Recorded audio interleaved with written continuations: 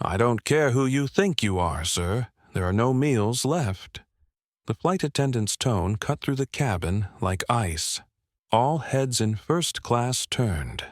A man in a tailored Navy suit, barely holding back his fury, sat frozen.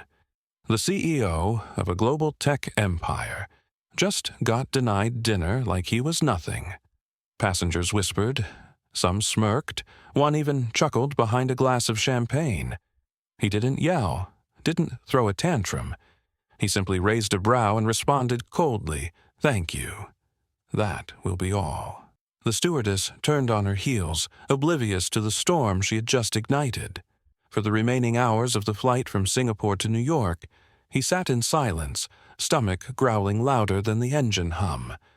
But it wasn't hunger that burned. It was the humiliation, the quiet judgment, the assumptions that he was just another business-class wannabe who lucked his way up. See, 22 years ago, Richard Kwan didn't even know what a plane looked like inside.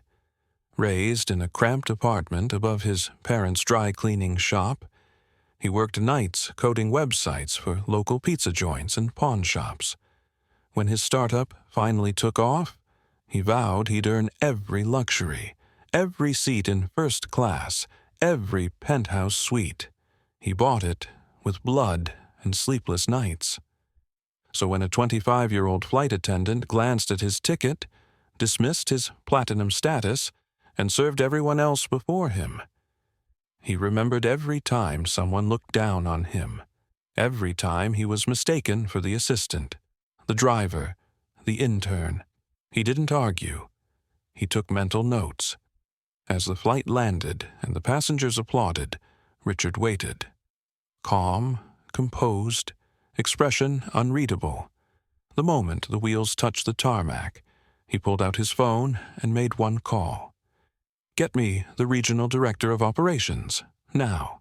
By the time the jet bridge connected, 2 airline executives were already waiting at the gate. Sweating, nervous. They'd heard the report from the onboard supervisor. "Mr. Kwan, we deeply regret—" "Save it," he interrupted. "Walk with me." As they followed him through the terminal, he didn't raise his voice, didn't insult, just asked one question. "What happens when your crew forgets who they're serving?" The execs fumbled. Corporate speak, policy jargon, irrelevant. He stopped walking, turned to them, and for the first time his voice sharpened. "You lost your hunger," he said. "Your frontline staff treat customers like inconveniences. I built my company on the opposite. My janitor knows the name of our investors' kids. Your flight attendant didn't even check the manifest." Then he opened his tablet, showed the security footage, audio logs, passenger complaints from the same crew over the past year. It wasn't just a one-off. It was a pattern of arrogance, neglect, entitlement. By noon, 5 crew members were suspended.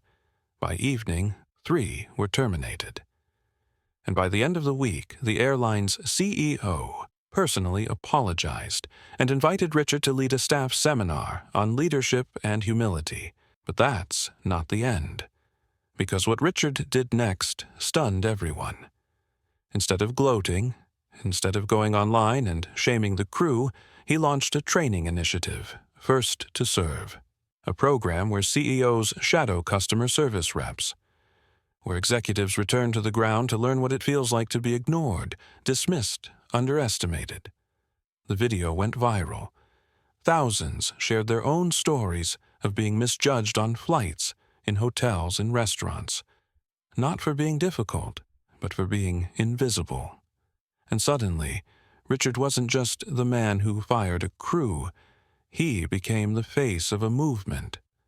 One of the fired attendants later wrote to him. She apologized, admitted she had a bad day, didn't recognize him. But what hurt most wasn't losing the job. It was realizing how she treated someone who hadn't done a thing wrong. Richard invited her to coffee, not to scold, but to teach. He told her about the night he slept in a library to use the free Wi-Fi, how he'd once been chased out of a lobby for wearing worn-out sneakers. People forget the ones they step over, he said, but they never forget the ones who reached back to pull them up. She cried. She got a second chance, just not in the air. Now she leads onboarding at a rival airline. And every new attendant hears her story on day one. The moral? Respect isn't earned by titles or tickets. It's earned by how you treat people when you think no one's watching. That first-class seat may recline all the way. But if your attitude's in economy, you'll never fly far. And to those who judged a quiet man in a blue suit that day, he wasn't hungry for food. He was hungry for change. If this story touched you, subscribe to the channel and hit that like button and drop a karma in the comments below.